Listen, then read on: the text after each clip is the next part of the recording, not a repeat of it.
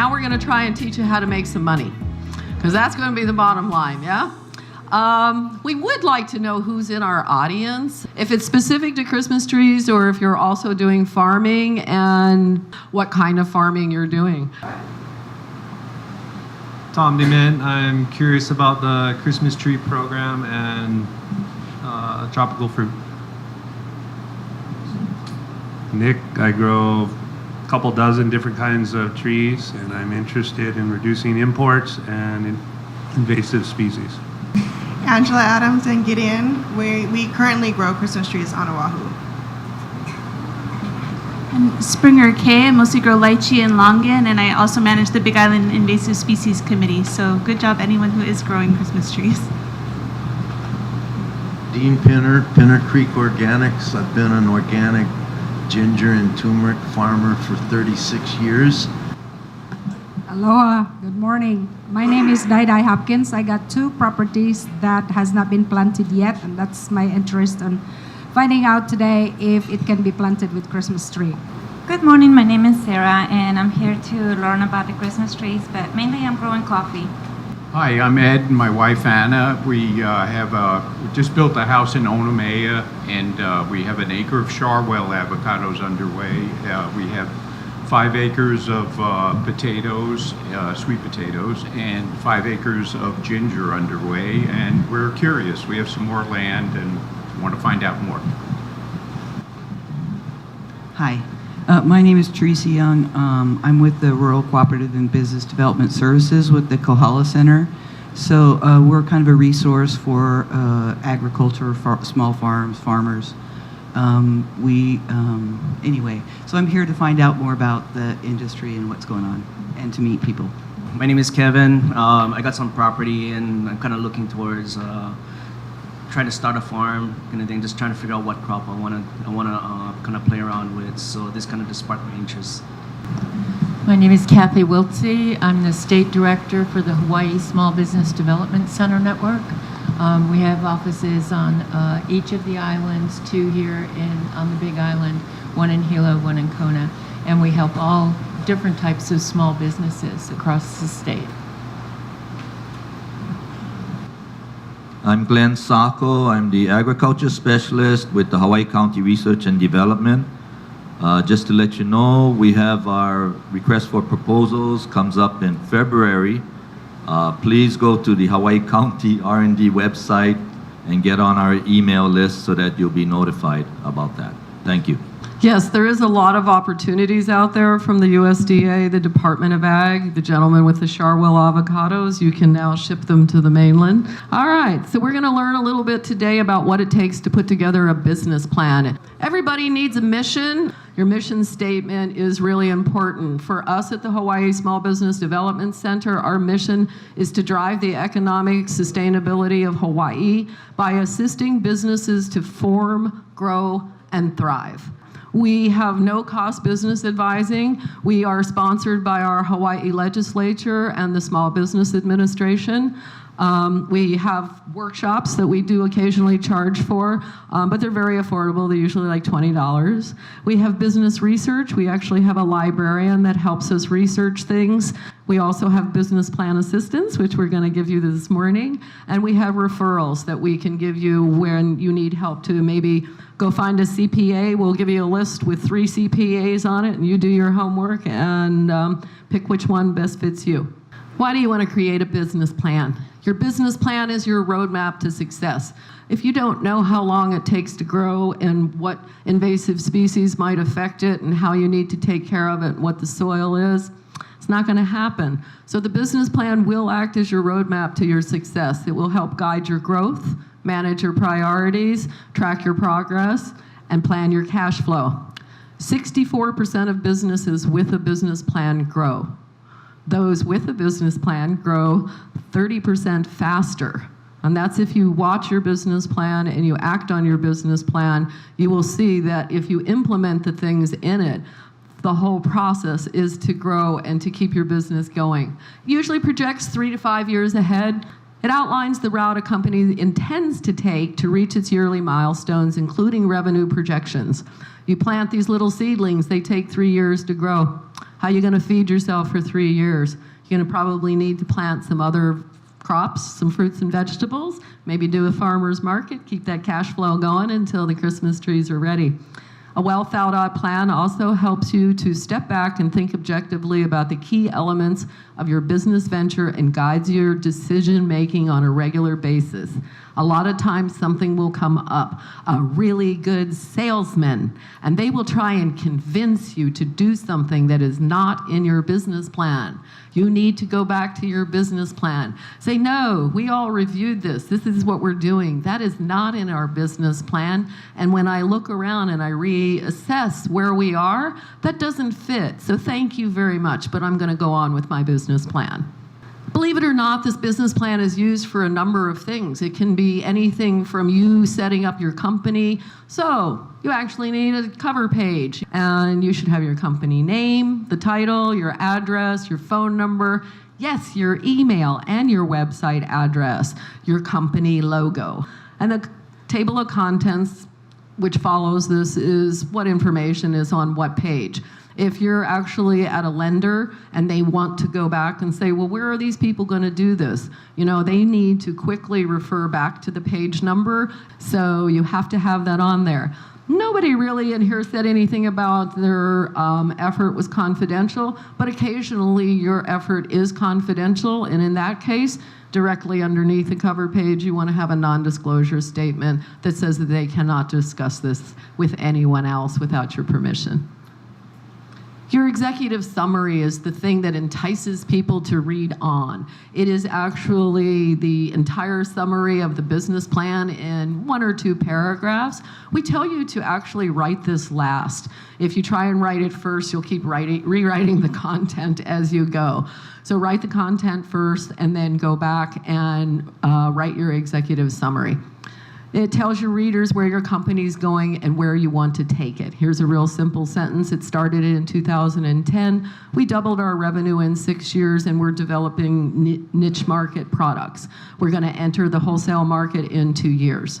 This tells the reader why you think your business idea will be successful. And then, like I said, write it last. It'll be a lot easier. Who are you? Are you a farm? Are you a retail business? What are you doing? And what are the products that you're selling? Many times we call this the elevator pitch. You have to be able to quickly tell somebody in 30 to 60 seconds what you're doing. The mission statement, like I said, it's concise, it's easy to understand. We want to grow quality Christmas trees, providing a good value for a good price. You can also have a different mission statement. You want to grow quality Christmas trees with excellent care and service for a higher than average price, okay? And then you have a vision. The vision is, how does your company run? You know, what's the statement about your company growth? Our company growth will double sales by introducing new niche products over the next 3 years. Farm goals and objectives, your investment.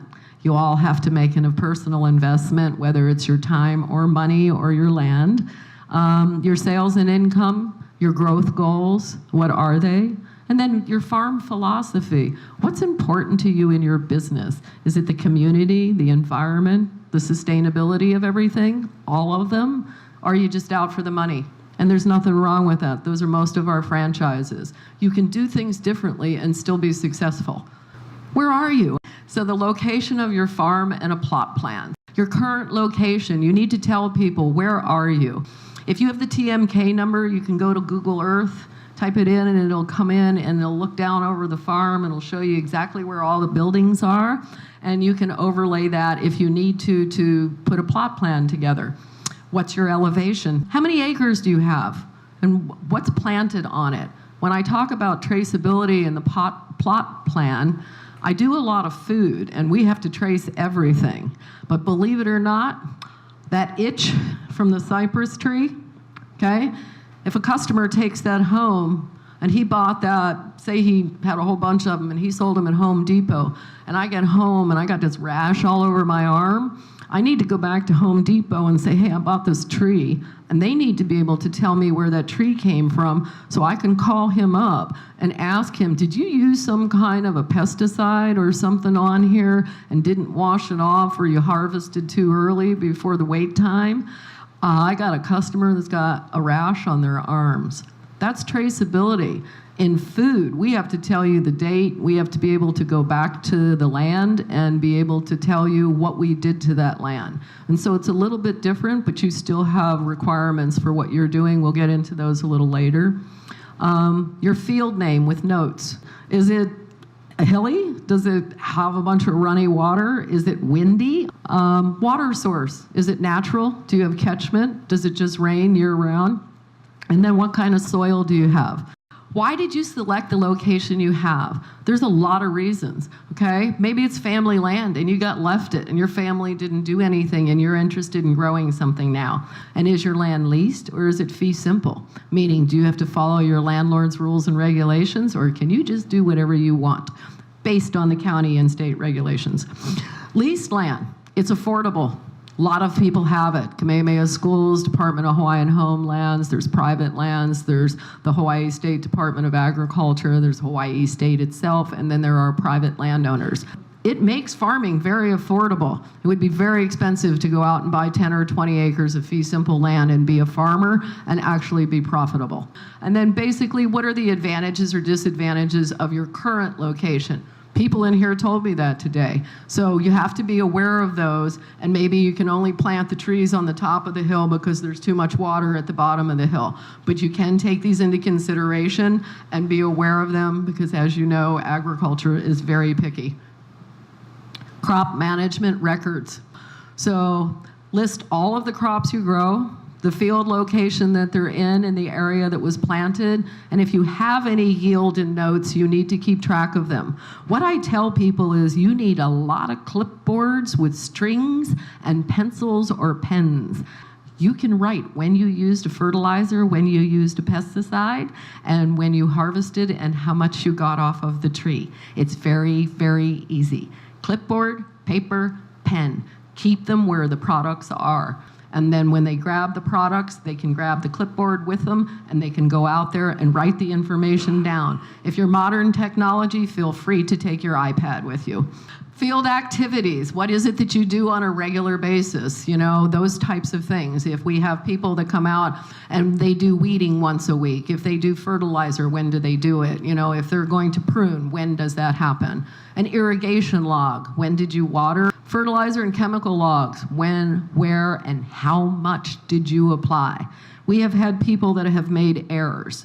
And those are your farm workers. And if you do not train them properly and they cannot read the instructions on the pesticide, you will wind up with a mistake, and it could be a crucial mistake. There was an overspray of a coffee field with Roundup, killed the coffee field. Wind was blowing, and as you know, you're not to spray pesticides when the wind is blowing. So be very careful with those things. What's the pesticide treatment log? That's what I was talking about, the clipboard. And then your harvest records, the date, the field. What did you harvest? How much yield did you get? That is important because if you kept records of it was really rainy this year and you did not get a good harvest, you're going to know that too much rain is going to kill your harvest. What was the price that you received? And then what's the yield, like I was saying? Was it because of lack of rain or was it because you had a bunch of rain? Some of you have inherited land, some of you aren't familiar with farming. Maybe you hire somebody, yeah? And who has what skills? You can't do everything. You want to save time, money, effort, and you'll go out there and try and do it yourself, but sometimes it's better to hire a professional and have them do it. What's the legal structure of your farm and who technically owns it? So make sure that when you do this, because when you go to apply for a loan or a grant, they're going to want to know who technically owns the land that you're on. If you're a sole proprietor, what's the legal structure? So these are business organizations. Sole proprietors are an individual. They're going to run it themselves. They basically don't have a business organization. And then there are forms that you can do like an LLC or a corporation that separate your business organization from you personally. And they have advantages for taxes and things like that. You want to talk to your CPA or an attorney about those. And then is your land lease or is it fee simple? And do you have restrictions on what you can and cannot do? And then do you own your equipment? You don't have to go out and buy a $200,000 tractor trailer. There's plenty of places you can go out and lease equipment for the time period that you need it. So don't buy a bunch of equipment that you don't need on a regular basis. Just lease it. Your products and services, you need to list and tell people what your products and services are, okay? So if you're gonna be a tree nursery, are you a year-round tree nursery? Are you a Christmas tree farm? Do you do other things? Are you a pick-your-own Christmas tree farm? Do you offer wreath-making classes, how to trim a tree? How about free hourly, how to keep your tree living longer? All of us would like to know that. And then plant nursery with potted trees during the year. Your production schedule. This is vital to your income source and when and how much money is going to come in. You need to be able to know this to be able to purchase seedlings for next year's crop because you can't cut it all down. It takes 3 years to grow a Christmas tree. You know, how much labor is it going to take? What equipment do you need? How many seedlings on a regular basis and fertilizers and pesticides? This is one that a lot of people forget, which is, hey, now we got this Christmas tree and we're gonna sell them. You forgot this part. They come to get them. What do you do with them? You need netting, you need string to tie it down to the roof of their car, and you need little red flags in case they're hanging out the back. Those are all expenses, and if you have not budgeted them, you will not have the correct price on your Christmas tree. Farm record keeping. Good agricultural practices are required. Okay, you guys got to follow these things, and this is the tracking of the pesticides and the applications and the plot planning and the traceability. Keep a daily log. If you go out there and them little trees are all yellow and you had someone else apply a pesticide a couple of days ago, you need to go back to that pesticide log and see how much did they put on that Christmas tree and why is it yellow. Taxes. The IRS, if you do not keep your receipts, you will not be able to deduct them. Each receipt must say who, what, when, where, and why. When everybody says my credit card statement is good enough, it is not. It says who you bought it from, the date you bought it from, but it does not say why. Okay? So the tax man says who, what, when, where, and why. Write it on your receipt when you get it, and you won't have to do it at the end of the year. Crop insurance. Things happen. We have to deal with Mother Nature. So if you kept records and could prove that for 3 years, this is what came off your crop, and now due to the fog or the heavy rain or the windstorm that came from the south, you got nothing, you can go with those records and say, this was my expected revenue, and I want insurance to cover that, and they will. But if you don't have records, you just can't make it up and say, oh, I planted 40 trees and they're worth this much money. They're not going to go for that, okay? So keep those records. Profit margins and your cost of goods. If you don't keep records of what you purchased and how much it cost you, you will not be able to set your true cost of goods. And then managing the business or farm. How does that get done? Who does it? And what happens if there's a problem? You need to have that everybody understand. If there's a problem, what do we do? One time I went away on vacation and they said, if the store burns down, what do we do? And I said, call the fire department and then call my insurance company afterwards, then call me. Okay? So there has to be a process for what everybody does for everything. That will eliminate a lot of the small daily headaches that we call. Your market research. There are different industries. You need to know what industry description are you at. It provides details to show you have a solid understanding of the industry in which your business will operate. There are reports out there. When I said we had a research librarian, she can come up with reports and figures, and we can tell you what the average business may make in gross profit, what payrolls should be. We can take your numbers and compare those. And if your payroll's at 45%, I can guarantee you it's wrong. And you'll probably have to lower that. If your cost of goods is too high, you're not going to be able to make your daily expenses and still make a profit. Legal requirements. We have lots of those. So, know what they are. Zoning is one of the biggest things, okay? Are you on agricultural land? If you are on ag designated land, you have restrictions to what you can and cannot do on that land. So make sure that what you're doing is legal for the zoning that you are in. If you have any questions with that, please go to the Public Works Department, give them your TMK number, and they can look it up and tell you what the allowable uses of your land are. Okay? And then special permits. So say you want to do something that's not an allowable use. You can go request a special permit. You can also request a special use permit. Be prepared for some paperwork and some time, but it does happen, and it does allow people to do things above and beyond what may be the allowable uses. But the community, the county, and the state have to all approve these things. It's not something that you just fill out paperwork and it's an automatic. Agricultural tourism is another one. So we had come to the farm and pick out a tree and we'll chop it down. Technically, that's agricultural tourism, and in the state, let me take that back.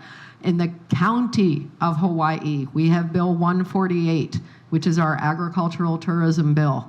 And there are requirements on that bill for you to be able to take people up onto your land. One of the biggest requirements you must be aware of is you need to be able to have ADA access to the retail facility, not to the rest of the farm. But the retail facility is technically above and beyond the allowable uses of agricultural land, because now you're doing commercial business on ag taxed land. And as I say, my 8,000 square foot home lot pays more taxes than your 11-acre farm.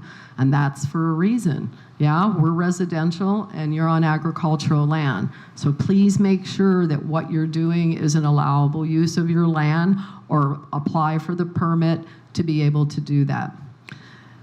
We have other things we need permits for: building, signage, grubbing. You move more than 5 feet of land, you need a grubbing permit. Just real quickly, this is a confusion area. Public Works is at the top. Underneath that is planning and building. A lot of people talk planning, but it's Public Works. You have to go through planning, and then you have to go through building. So it is a process. Pesticide applicator license, it's required. Good agricultural practices require that the pesticide person be certified. They need to know how to read it. They need to know what gloves to wear. How do they cover themselves? When do they apply it? How much do they apply it? Where do they go wash off? Do you have a shower for these people to wash off if something happens and they accidentally get some pesticide on them? There are a lot of things you have to do to protect yourself and your workers. What are the labor requirements? We have some serious labor requirements. Ours are much different than other places on the mainland. Agricultural workers have some exceptions. If you have any confusion about that, please call up the Department of Labor. That's what they're there for. When people ask me things about taxes, it's like, call the GE tax office or walk down there. They'll talk to you. They'll tell you what it is. That's why they're there. Do not be afraid of them. They really are there to help. And if you're trying to push an issue, fine. Don't tell them what your name is. Just tell them, hey, I'm a farmer and I'm thinking about doing this. Would I be able to? So make sure that it's allowable. Your competitive analysis, this is something else that's in market research. Who's doing what and where? Meaning in Hawaii State, on the mainland, because when we did this research, Judy and I looked at mainland Christmas tree sellers. We looked at what was going on in Hawaii State. Oahu already has a pick your own Christmas tree. And then we looked at what was going on Hawaii Island, and there actually are a few Christmas tree growers here. What are they selling them for? How do they do it? When do they start marketing it? After Halloween? After Thanksgiving? What do they do? You need to know these things. If you want to pick your own tree, if you don't get on a plane and fly to Oahu and go to the Christmas tree farm over there this year, shame on you. Okay? You must know what your competitor is doing. When I do agricultural tourism, I take every tour that is ever available because I want to see who does what and how they do it and how we can better ourselves at agricultural tourism. Your target market, who's your customers? Are they local? Are they the tourists? We're in Kona. If you have a Christmas tree on December the 21st, you could get $400 for it. There are no Christmas trees, and everyone lands the 21st or the 22nd of December for Christmas. We're very tourist oriented. Hilo, you're much more stable. You have generations of people that live here. So we have a different target market than maybe what you have over here. But know who those people are. We did a little information on this, and believe it or not, us old folks don't buy Christmas trees anymore. We're tired of that, I guess. We buy fake Christmas trees with lights on them. The people that buy Christmas trees are between 24, I believe, and 40 years old. I was surprised because I didn't think they would cut down a tree. I thought they were so environmentally sustainability-wise that they would not cut a tree down, but they want a live Christmas tree. So that was a little surprising for me when we did our market research. And then, what's their age, their ethnicity? Believe it or not, that makes a difference. Females buy Christmas trees. How much income do they have? Christmas trees, as you know, live Christmas trees are very pricey here. We need to be able to supply our local community with something that we don't have to worry that we're bringing spores in from the mainland or snails. You still are going to have a problem with what we have here, and you can control that. These are your competitors. I just made these up.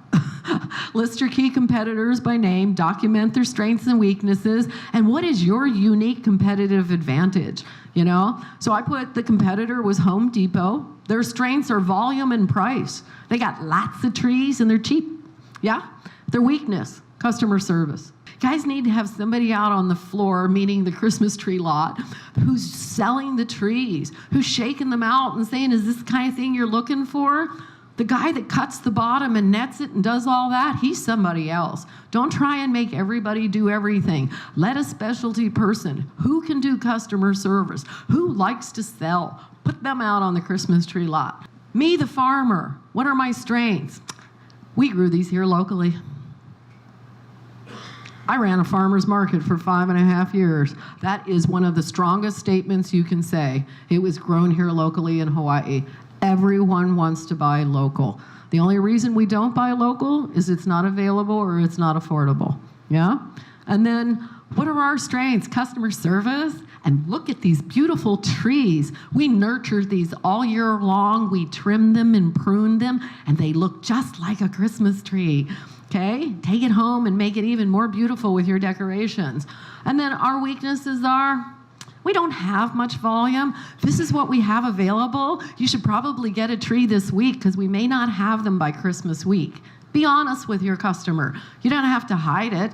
And you're not really doing that you gotta buy it today or it's not gonna be here tomorrow. You're being honest. You're saying we have a limited amount of trees. If you're waiting till the week before Christmas, we may not have trees available. This is the SWOT analysis, which is the strengths, the weaknesses, the opportunities, and threats. And this applies to yourself and to your competitors. What are your farm's strengths? Is it internal? The location, the quality of the tree? You got a fragrant one growing, which is what people want, and you're a devoted, passionate farmer. What are your farm's weaknesses? Internally, the location is difficult for the public to get to, and you need to lease equipment. And then what opportunities are in your market and in your industry? So externally, pick your own free local tree movement and the community involvement. And then what are the threats to your market and to your industry externally? You know, we have pests, we have drought, we have too much rain sometimes, we have some competitors with more money than what we got, and then we have distribution costs. So say you do get a really big crop going, and so did everybody else. So now what do we have to do? We have to send the trees to Maui or Oahu or maybe Kauai where they don't have any trees. Well, that's going to be a distribution cost. You're going to have to, you know, pack it up, get it on a truck, get it to the harbor, and then they're going to have to ship it to another island, which is going to add more cost to it. At that point, I would tell you to sell it to a large market person who would pick it up on the other end and take care of it and distribute it, and you would make the money on the wholesale cost on that. What is your specific competitive advantage? How are you different from the others? Like I said, our biggest advantage is we're locally grown and harvested in Hawaii. And what's different about your product? You have a variety of products. Hopefully you're not just selling a particular brand of Christmas tree, okay? Maybe you finally found a fragrant tree. The firs are the fragrant ones. You have decorative trees with their Norfolk pines. I've seen this on the mainland more than I have here, which is the tree was grown without pesticides. A lot of people have allergies to things, and this stuff stays internally in the tree, and you're watering it, and then the sun comes out, and it heats up, and it comes out in the air. So some people are looking for things without pesticides, but how do you, the farmer, do that when we do have invasive things coming, okay? What value does your farm bring? Okay? Some people are working for the community. One of the things that I do when I do fundraisers and things, we have a trash issue. So I use the Boy Scouts, and they get a badge, and they stand there and they tell people what container their trash goes in. And we had a mango festival at a hotel, and at the end of the night they came to me and they said, "Where's your trash?" I said, "It's out on the front lawn." He said, "Yeah, we found 3 bags." I said, "That's it." We had 400 people there, and I think 30 vendors and events going on all day. We had a farmer come and pick up the food scraps for his pigs. We had the paper sorted out, it went to recycle, and the plastic went to recycle. So at the end of the day, we literally only had 3 bags of trash. We didn't do any of that. The Boy Scouts did, and they all got to earn a badge, a community service badge. So reach out there, work with the community. We gave money, don't worry. We gave money for the Boy Scouts too. And then local goods and services. I hear people have a lot of other fruit. I heard jaboticaba. Let me get that out, jaboticaba. I heard lychee. I heard a lot of other asparagus. So I've heard a lot of other fruits and vegetables being grown. So when you market your trees, feel free to put a little tagline underneath there that says other fruits and vegetables available. Your product line, that's what I'm talking about. What do you have and what's your pricing structure for that? What goods and services does your farm provide? Maybe you actually provide a service that you'll go out and help somebody else cut down trees on their farm because you got all this tree trimming equipment, okay? So during the regular part of the year, feel free to advertise yourself as I will go out and clean up your farm and trim trees. Make some money during the other time of the year with what you have. Provide a windbreak planting service. Y'all know how to plant trees now. A lot of people over here need windbreak, so you just got yourself another job.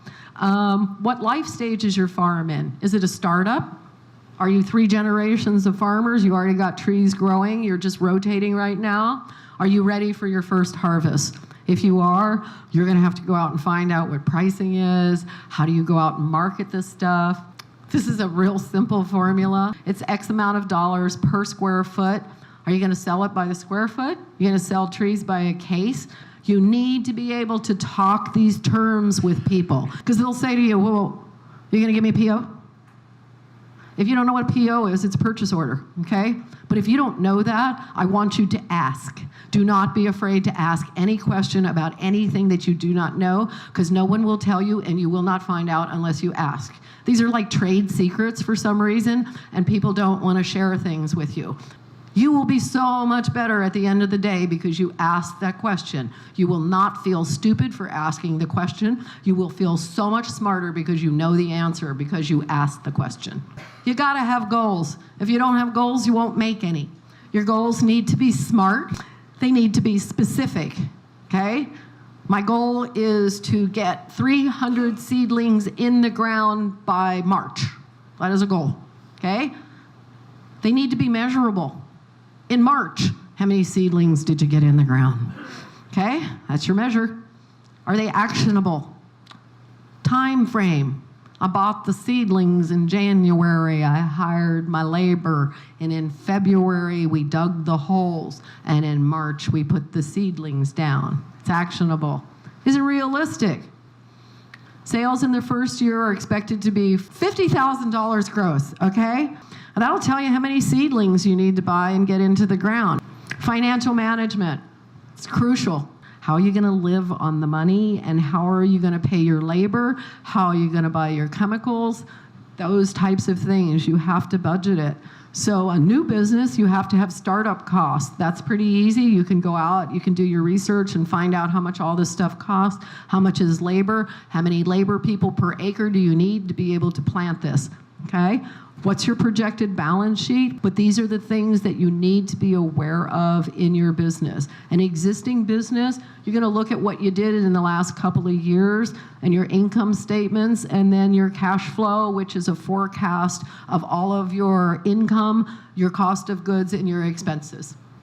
Applying for a loan, I talked about this earlier. This is what the business plan can also be used for. Maybe you need money to be able to do all this. The bank does not just give money out because you have a wish list. There are commercial banks, which we call commercial lenders. It's Bank Hawaii, First Hawaiian, people like that you can go to. We have credit unions. Then we also have Farm Credit Services of Hawaii. They're obviously specific to farms. There's other lenders. There's the USDA, the Farm Service Agency, the Hawaii Department of Ag. Anybody that has more than 20% holding, 20% or more holding in the company will have to turn in their financials as well. But it's really important. Anybody holding 20% or more is going to have to turn in their own credit scores and things. And it does come back to you personally. Yes, the farm and the business has it, but one of the things they're going to ask you is your personal credit score. So make sure you know what that is. The federal tax returns for 1 to 3 years. This is our guarantee that you actually did this. It's an honest way of seeing what income came in, what expenses were there, and what did you do to write that off. Your personal investment. If you go to borrow $50,000, the bank, the lenders expect you to put 20% into the game. Know your credit score, okay? And know your debt equity. How many payments do you have a month? How much money do you have coming in? And what is that ratio? You cannot have more payments than you have money coming in. The bank will not give you more money. Okay, so if your debt equity is too high, meaning you've already borrowed money to buy the farm, and then you borrowed money to go buy some equipment, and then you borrowed money because your kid is in college, your debt is probably going to be too high for income to come in 3 years from now, unless you and the spouse have another job and you have what we call an additional source of income. And if you have an additional source of income, that might work. But that means having a regular job. And then know your banker. Do not walk in your bank and make deposits every day without saying hi to who the key banker is, okay? And if you think you're going to develop your farm and you're going to go apply for a loan, find out who the business banker is, introduce yourself, say, hey, you know, this is what I grow. I'm at the farmer's market on Saturday. Come by and see me.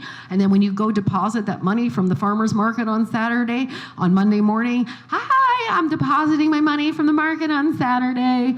And do deposit that money, because you will not be able to borrow money if you don't put it in the bank and pay your GE taxes on it and be able to prove to the bank that you have a regular source of income from your farm.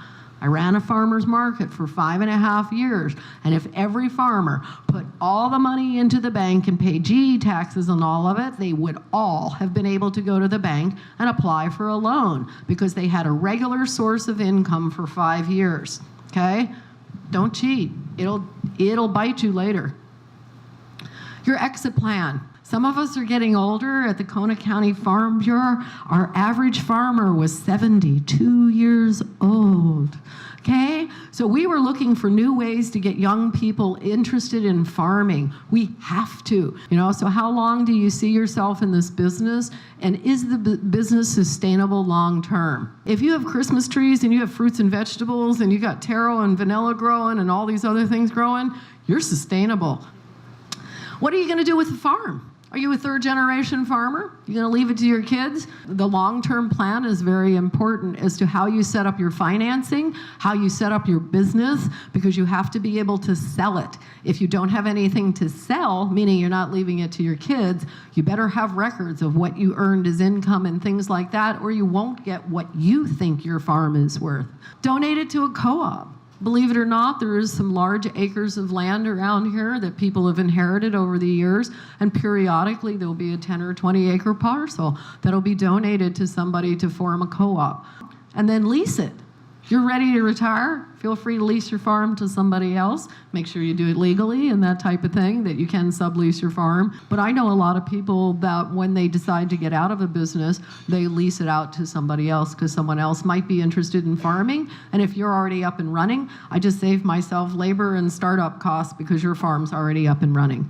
So at the end of the business plan, you can include things like that. If you have brochures on your farm, business cards, you have a sales sheet, put it on there. Who are your key employees? What's their background and training? If they have a really extensive resume and they've studied agricultural and soil and water and all that kind of stuff, definitely put that in the back. If you're going for a loan, you definitely want to say, what equipment do you already own, the type of thing for the farm.